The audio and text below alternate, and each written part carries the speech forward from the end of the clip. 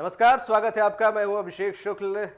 चर्चा में आज हमारे साथ मौजूद हैं एक ऐसे अभिनेता जिन्होंने अपने अभिनय का लोहा पूरे बॉलीवुड को मनवाया है और सालों से मनवाते आ रहे हैं। न सिर्फ गंभीर भूमिकाओं में, कॉमेडी भूमिकाओं में भी। उत्सव से करियर की शुरुआत हुई थी और एक लंबी पारी खेले हैं और वक्त के साथ साथ ऐसा लग रहा है कि उम्र घटती चली जा रही है। हमारे साथ मौजूद है बॉलीवुड अभिनेता शेखर सुमन जी। शेखर जी, बहुत बहुत स्वागत है आपका। बहुत बहुत शुक्रिया। शेखर जी, बॉलीवुड वैसे तो लॉकडाउन चल रहा है, सारे काम रुके पड़े हैं, लेकिन इन दिनों अगर हम बात करें लॉकडाउन के दौरान, किस तरीके से लॉकडाउन के दौरान आप वक्त बिता रहे हैं सर? भाई, घर के अंदर जो काम हो सकते हैं, जो आप काम किए जा सकते हैं, वो कर रहा हूँ। वो बहुत सारी चीजें जो आप बहुत बरसों से सोच रहे थे करने को, नहीं कर पा रहे थे। जैसे कुकिंग, मैं बहुत दिनों से सोच रहा था करने को, नहीं कर पा रहा था। गार्डनिंग नहीं कर पा रहा था। और म्यूजिक का रियाज तो मैं करता ही था, तो ज्यादा वक्त दे पाया। जिमिंग को, एक्सरसाइज में करता हूँ, तो बहुत सारा वक्त उसको घर वालों के साथ वगैरह वगैरह, पढ़ना लिखना, मूवीज देखना। लॉकडाउन में एक वक्त तक तो अच्छा लगता है, इतने सारे काम, फिर आप काम को मिस करने लगते हैं। तो बहुत सारे सब्जेक्ट्स पे मैं जो काम कर रहा था लॉकडाउन से पहले, वेब सीरीज या फिल्म या थिएटर, बहुत सारे काम ऐसे थे जो मेरे म्यूजिकल शोज भी थे, उस पर भी काम कर रहा था। तो वो सारे अटक गए, पर उन पे और ज्यादा काम हो सका, स्क्रिप्ट पे और ज्यादा काम हो सका। और इस बीच इतनी सारी ट्रेजेडीज हो गई। ऋषि जी चले गए, इरफान साहब चले गए, वाजिद जी चले गए, उसके बाद एक ये बिल्कुल बहुत बड़ी ट्रेजेडी सुशांत की। तो और कोरोना की न्यूज और ये खबरें पढ़ के, और जॉर्ज फ्लॉयड बिल्कुल और सर। और ये किसी ने सब आंदोलन जी। बहुत मनहूसियत लेके आए हैं। 2020 अनफॉर्चुनेटली बहुत खराब साल रहा सब लोगों के लिए। जिस तरीके से भी देखें कि इकोनॉमिक स्लो डाउन हो गया, इंडस्ट्रीज बंद हो गई, और जो ये इमिग्रेंट वर्कर्स के साथ हुआ, जो बहुत बहुत ज्यादा ट्रैजिक, जो इतने पैदल लोग निकल गए घर से, आधे रास्ते में मर गए, आधे जाने पर पता नहीं क्या हुआ उनका। बहुत ही खराब साल रहा। तो उनसे भी जूझना आसान नहीं होता है, because mentally you keep fighting. आप टेलीविजन खोलें या सोशल मीडिया पर जाएं तो सिर्फ बुरी खबर ही सुनने को मिलती है। तो ये अच्छा साल नहीं था, बट ठीक है। As I said, everybody is born a warrior. तो हम लोग लड़ते रहते हैं और लड़ाई करते रहते हैं, जिंदगी इसी का नाम। बिल्कुल सर। और निश्चित रूप से हर कोई इस साल को शायद भूलना चाहेगा। आधा जी साल जी। लगभग निकल चुका और बहुत अच्छा कुछ भी नहीं हुआ। सर, सुशांत का जिक्र आपने यहाँ पर किया था और वाकई में लोग अब तक भूल नहीं पा रहे हैं जो ट्रेजेडी सुशांत के साथ हुई। और ना सिर्फ बॉलीवुड बल्कि उनके फैंस और सभी लोग हिल गए इससे। किस तरीके से जी इसको देखते हैं सर आप बॉलीवुड के लिए? नहीं, एक बहुत इंडीड एक इट्स अ ह्यूज ट्रेजेडी। और आप देखें कि इससे पहले इस तरह की और भी ट्रेजेडीज हो चुकी हैं, लोग गए हैं। जैसे इरफान साहब का और ऋषि जी गए, तो समवेयर वी वर प्रिपेयर्ड कि मतलब ऐसा हो सकता है। तो फिर भी इतना दुख हुआ। श्रीदेवी जी जिस तरह से गई, उसके पहले दिव्या भारती, अ, आप देखें परवीन बाबी की भी जब खबर आई थी तो कुछ इसी तरह से जी। बड़ी सनसनीखेज। लेकिन सुशांत का तो अब तक ये एक्सेप्ट, स्वीकारना ही बहुत मुश्किल हो रहा है कि एक हंसता खेलता नौजवान जो इतना सफल था। मतलब बाकी लोगों का मैं समझ सकता हूँ, लेकिन ये तो सफलता की सीढ़ियां चढ़ रहा था। इसको वो सब चीज हासिल था जिसको जिसको एक ख्वाब बना के कोई भी एक नौजवान यहाँ आता है, फिल्म इंडस्ट्री में अपना मकाम बनाता है। और हर सीढ़ी दर सीढ़ी उन्होंने बहुत इत्मीनान से, सुकून से पार किया। एक टेलीविजन से ट्रांजिशन भी फिल्म में, फिर फिल्म में सक्सेसफुल होना, फिर 100 करोड़ क्लब को छूना। धोनी जैसा कैरेक्टर कब जी। मिलता है? आप काय पोछे, छिछोरे, सक्सेसफुल फिल्म थी।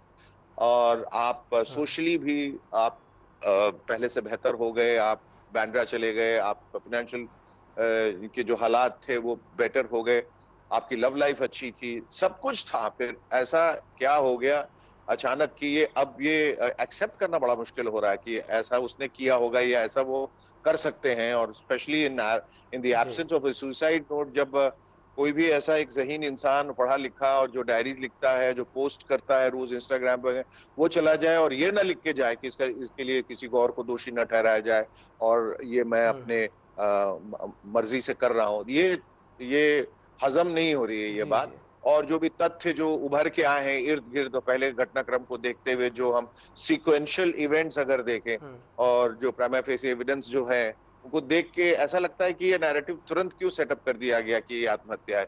ये क्यों नहीं कहा गया कि ये आत्महत्या प्रतीत होता है, ये ऐसा लगता है इन्होंने किया है। फिर भी हम जांच पड़ताल के बाद आपको बताएंगे, लेकिन ये ऐसे बहुत जल्दबाजी में किया गया काम ये सारी चीजों को बड़े शक के दायरे में डाल दिया। सर, नेपोटिज्म की बात बार बार हो रही है और आपने पहले भी बहुत सी घटनाओं का जिक्र किया कि ऐसा होता रहा है। क्या ये नेपोटिज्म इतना हावी हो जाता है कि इतना आदमी प्रेशर में हो जाता है कि दुनिया तक छोड़ने की सोच ले यहाँ पर, वो भी सुशांत जैसा सक्सेसफुल आदमी? पहले तो आपको बता दूं कि ये नेपोटिज्म, मैं बार बार कह रहा हूं कि शब्द ही गलत है। ये जो शब्द का जिसने भी प्रयोग किया है वो गलत प्रयोग है। शायद नेपोटिज्म का लोगों का अर्थ नहीं मालूम है। नेपोटिज्म भाई भतीजावाद होता है। नेपोटिज्म सिर्फ अपनों के बीच में होता है, जनरली सरकारी महकमों में होता है, जब कुर्सियों पे नाकाबिल और नालायक लोगों को बैठा दिया जाता है, लोगों को सुपरसीड किया जाता है। लेकिन ये तो एक खुली इंडस्ट्री, इसमें नेपोटिज्म का तो सवाल ही नहीं उठता। अगर कोई भाई है तो अपने भाई के लिए फिल्म बनाएगा, बाप है तो अपने बेटे के लिए फिल्म बनाएगा, वो उसमें कोई बुराई नहीं है, क्योंकि पैसा मेरा है। मैं इंसान के साथ बनाऊं या कुत्ते के साथ बनाऊं या हाथी के साथ बनाऊं, आपको क्या फर्क पड़ता है। नेपोटिज्म नहीं, गैंगिज्म है। यहाँ एक गैंग है, एक कार्टेल, एक सिंडिकेट है, जहां वेस्टेड इंटरेस्ट के लोग साथ में आके एक गैंग फॉर्म करते हैं।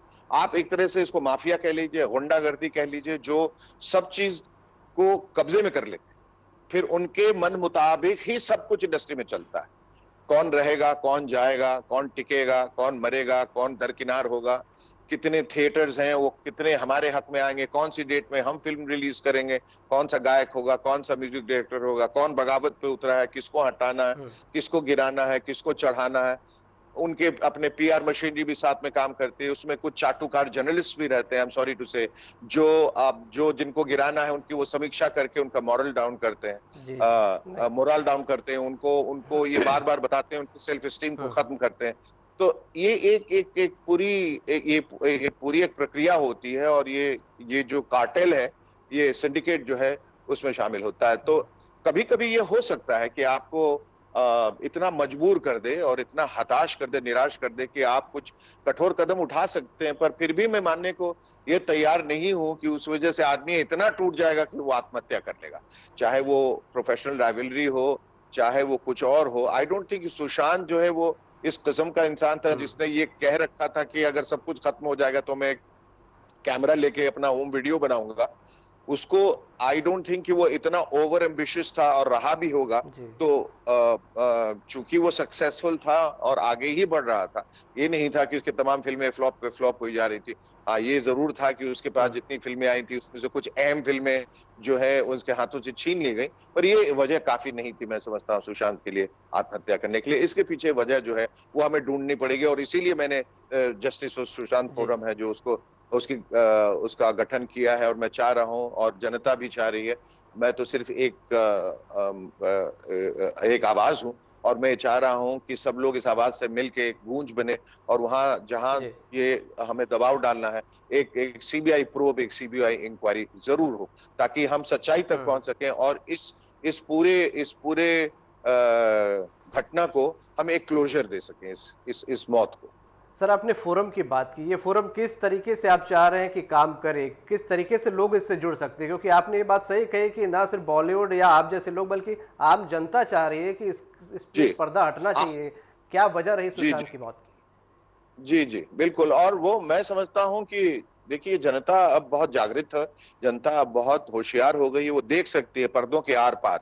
ये जो हिजाब पहन के, नकाब पहन के आए हैं, ये नकाबपोश लोग, इनका पर्दाफाश धीरे धीरे हो रहा है, जनता पहचान रही है। वो जो अक्स जो है वो बहुत अब उभर के सामने आ रहा है, जो कि एक परछाई के रूप में दिखता था, उसने अब एक शख्सियत इख्तियार कर ली है, और आप उंगली रख के कह सकते हैं फला फला फला इसने किया है। हालांकि अगर देखिए, कई जगह लोगों ने पूछा कि आप नाम बताना चाहेंगे, मैंने कहा मैं नाम से वाकिफ नहीं हूं, क्योंकि और वैसे अगर होता भी तो मेरे पास कोई प्रमाण नहीं है। पर है, जिस तरह अंडरवर्ल्ड में बहुत सारे लोग रहते हैं, आपको नहीं मालूम कि कौन लोग हैं, क्या नाम है, गैंगस्टर का क्या नाम है, पर अंडरवर्ल्ड है ये आपको मालूम है। उसी तरह से तो इसका फोरम का तो सब सीधा सा ये पहल ये करना है हमें कि इससे लोग जुड़ें। एक फॉर्मल इनफॉर्मल तरीके से ही हमने किया, जो ट्विटर हैंडल पे रहेगा, हैशटैग जस्टिस सुशांत फोरम, और फेसबुक पे और इंस्टाग्राम पे रहेगा, जहां लोग एक साथ आके एक अम्ब्रेला में जुड़ सके और अपनी आवाज को या जो कुछ कहना चाहते हैं वो एक, जिसको कहते हैं एक सोशल प्रेशर, वो बना सके। जो हम चाह रहे हैं, हम सब जो चाह रहे हैं, हम सब के ये जो अनसुलझे जो सवाल है, अनसुलझी जो ये पहेली है, उसको एक निदान मिले, एक निष्कर्ष पे हम लोग पहुंच सके और आगे एक ऐसी जमीन तैयार हो जहां फिर सुशांत जैसा कोई मजबूर ना होके आत्महत्या कर ले। जी जी, बिल्कुल सर, हम अपील भी करेंगे लोगों से कि आपके इस फोरम में ज़रूर जुड़े जो भी सुशांत को न्याय दिलाना चाहते हैं। बल्कि कहा जाए सर, एक लंबी फहरिस्त है, सुशांत तो शायद ताज़ा कड़ी है। सर, पहले भी ऐसी चीज़ें होती रही हैं, क्या आपको लगता है कि मामले दब जाते हैं, कुछ समय के बाद लोग भूलने लगते हैं? जी, बिल्कुल सही कहा आपने। यही तो अफसोस है कि जो जो आग एक बार दहकती है और भभकती है, वो आग जो है, वो शोले जो हैं वो बुझ जाते हैं और फिर सिस्टम को भी ये पता होता है, या जो लोग इसके पीछे हैं, कि लोग थक हार के फिर अपनी जिंदगी में इतनी मसरूफियत है कि लोग फिर से व्यस्त हो जाएंगे और ये बात जो है रफा दफा हो जाएगी। हमने खुद अपनी आंखों से देखा, इतने केसेस ओपन एंड शट किए गए हैं, जो बाद में खुले गए तो पता चला इसका मामला कुछ और ही था। आप शीना बोरा के केस में भी देख लीजिए, जब हमें बताया गया और लोगों ने समझा, उनके दोस्तों ने, कि वो अमेरिका में सेटल हो गई और बाद में पता चला 5, 7, 8 साल के बाद पता चला कि उनको तो मार के दफनाया गया था और ये एक बहुत ही बड़ा षड्यंत्र था। और ऐसे बहुत सारे केसेस हुए हैं जो अभी लोगों को शक है, लेकिन फिर उन्होंने आवाज चूंकि उठानी बंद कर दी तो वो केसेस भी बंद हो गए। मुझे ऐसा लगता है कि अगर हमने दबाव ज्यादा डाला होता तो शायद उसका नतीजा कुछ और निकलता। लेकिन अब जो है वो जो आक्रोश है, अब जो गुस्सा जो है, अब वो थोड़े ठहराव के साथ आया है और लोग कह रहे हैं कि हर बारी की तरह आप इस बार ये रफा दफा नहीं कर सकते। और चूंकि सुशांत बहुत यंग था, प्रॉमिसिंग था, इसलिए गुस्सा और भी बहुत ज्यादा है। और मुझे ऐसा लगता है कि ये इस बार आसानी से थमने वाला नहीं है और अगर थमेगा तो ये बड़े अफसोस और बड़े दुख की बात होगी, क्योंकि हम देखते हैं कैंडल लाइट मार्चेस होते हैं, लोग बहुत आवाजें उठाते हैं। अब जॉर्ज फ्लॉयड के केस में भी देखा आपने कि किस तरह गुस्सा अमेरिका में फूटा और पूरे पूरे विश्व में फैल गया। वो चाहे वो ऑस्ट्रेलिया हो, लंदन हो, न्यूजीलैंड हो, हर जगह, ऑस्ट्रिया हो, हर जगह लोगों ने प्रदर्शन किए और उसका असर पड़ता है। अगर आप उस दबाव को बनाए रखें, अपने आवाज को बुलंद रखें, सशक्त रखें, तो उसका असर पड़ता है। तो मैं लोगों से अपील करूंगा कि जो इस फोरम से जुड़े वो आखिर तक इसको ले जाएं, इसको अंजाम तक ले जाएं, बीच में ना हटें। इसलिए वो जोश और वो गुस्सा है वो बनाए रखें। बिल्कुल सर, और शायद आपने इन माफियाओं को बहुत नज़दीक से भी देखा है। मैंने पढ़ा कि आपके बेटे अध्ययन जो है उनको भी इस शायद माफिया का शिकार होना पड़ा, इस गैंग्स का। हर किसी को जी जी, वो बिल्कुल है। वो एक अलग कहानी है, आपको पता है। यहाँ हम सिर्फ सुशांत की बात करेंगे क्योंकि वो ठीक है, मेरी अपनी पर्सनल ट्रेजेडी, उनकी भी है और हर किसी की ट्रेजेडी है शायद फिल्म इंडस्ट्री में। उसके बारे में जरूर अलग बातचीत होगी कभी। बट ये सच है जो आपने कहा और ये मैंने भी कहा और कबूल किया है कि उसको इसका नुकसान जो है वो उसका भुगतान करना पड़ा, कि वो भी उसका शिकार हुए। कई फिल्में उनको मिली जो उनके हाथ से छीन ली गई, उसकी वजह नहीं बताई गई, सिर्फ इसलिए कि वो एक उभरता सितारा था और शायद जब एक सितारा उभरता है तो कई लोगों को खतरा हो जाता है, उसे उसी वक्त उस शोले को दबा दिया जाता है ताकि वो एक लपट बन के ना आ जाए और आपके पोजीशन को एंडेंजर न करे। बहरहाल वो बात तो हम बात में करेंगे ऐसे। लेकिन बहुत सारे लोग हैं जिनके साथ ये हुआ है कि वो बहुत प्रॉमिसिंग फेस थे और सडनली किसी के गुस्से के शिकार हो गए, या उन्होंने एक थोड़ा सा एक डिफायंस दिखाया कहीं पर, या अपने वजूद पर वो अड़े रहे और उन्होंने कहा कि भाई हम ऐसा नहीं करेंगे या ऐसा नहीं कहेंगे, और उन सबको इसका खामियाजा जो है वो भुगतना पड़ा। तो सुशांत के केस में भी मैं ऐसा मान के चल रहा हूं कि वो इतना खुददार था वो लड़का, और जहां उन्होंने कई फिल्में रिफ्यूज की थी, मुझे ये पता है पूरे गारंटी के साथ, तो उन्होंने बड़ी बड़ी फिल्में रिफ्यूज की थी। और ये बातें जो है वो बर्दाश्त नहीं की जाती इंडस्ट्री में, जहां ये चलन है जो नेक्सस का या सिंडिकेट का, कि हमने जो कहा कि वो दैट्स द लास्ट वर्ड, और आपकी ये हिम्मत और ये हिमाकत की आप हमें ना करें, तो फिर आप देखते जाइए कि इसका असर आप पर कितना पड़ेगा, आपकी जिंदगी में, आपके करियर पे।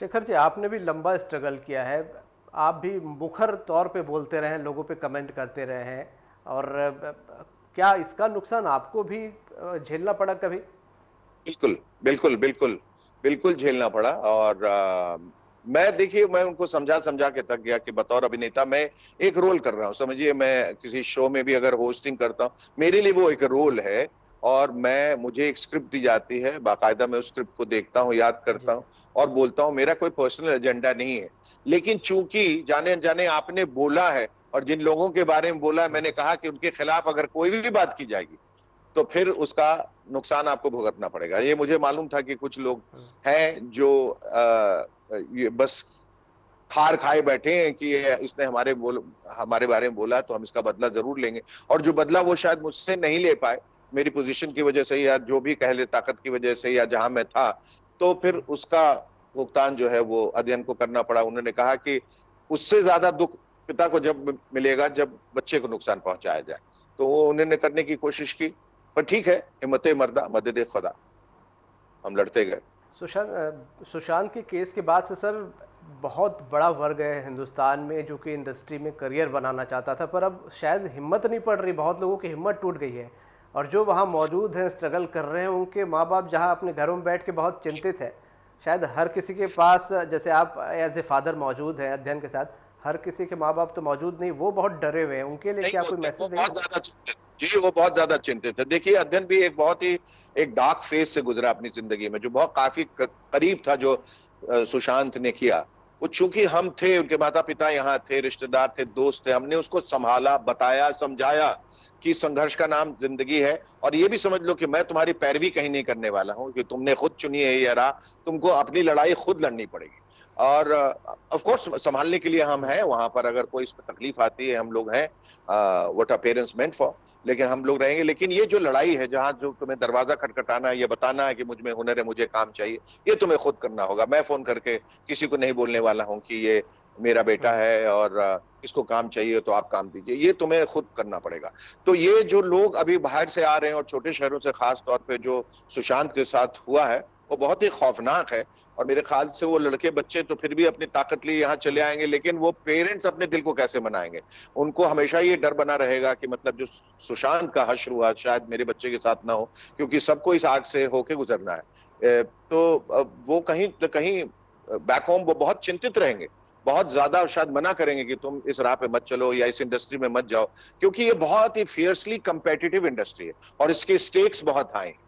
और जहां स्टेक्स हाई होते हैं वहां रिस्क बहुत हो जाता है, वहां बहुत ज्यादा या तो कॉम्प्रोमाइज करना पड़ता है या बहुत ज्यादा झुकना पड़ता है, बहुत जी हुजूरी चापलूसी करनी पड़ती है, बहुत दिक्कतें दुश्वारियां आती हैं। और अगर फौलाद के नहीं बने हैं या आप में वो दृढ़ता नहीं है, तो कहीं ना कहीं आपको तोड़ दिया जाएगा और आप टूट जाएंगे।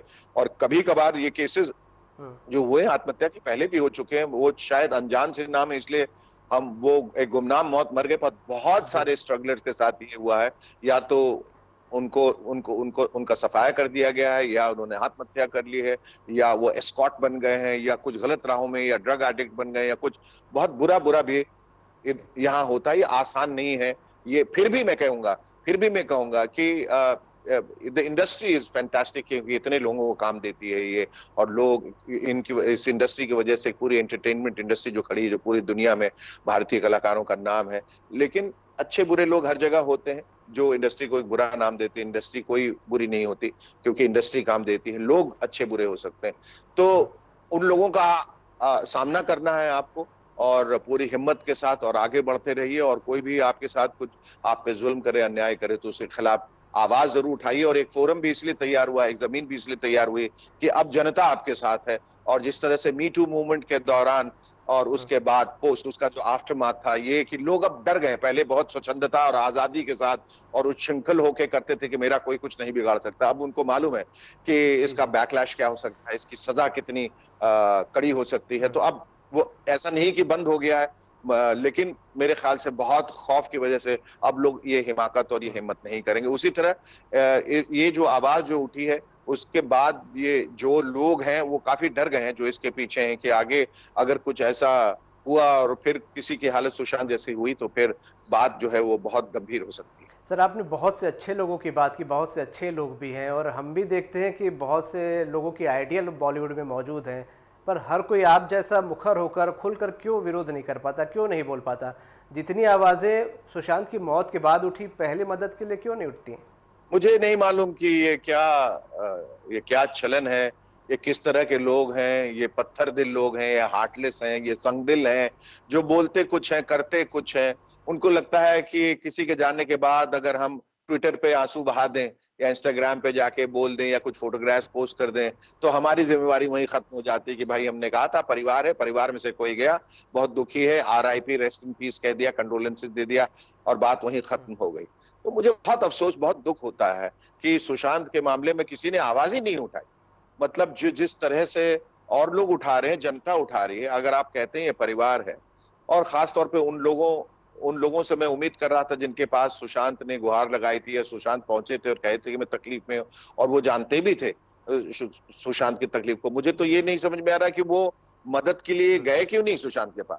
मुझे लगता है कि if they had just rallied around और उसके आसपास रहते तो शायद हम सुशांत की जान बचा सकते थे, वो बचा सकते थे, तो एक कीमती जान बच जाती। उन्होंने ऐसा किया ही नहीं, ना उसके क्रियाकर्म में गए, ना मैयत में गए, ना कहीं दिखाई दिए। बस एक उनको लगा कि हमारी जिम्मेवारी है, मैं ट्विटर पे लिख दिया, कहीं इधर उधर लिख दिया, 2 लाइन बोल दिया, तो मतलब मैंने अपना पीछा छुड़ा लिया। उसके बाद जो हालात और परिस्थितियां निकली है जहां ऐसा लग रहा है कि सुशांत के साथ अन्याय हुआ, उसके खिलाफ कोई आवाज नहीं।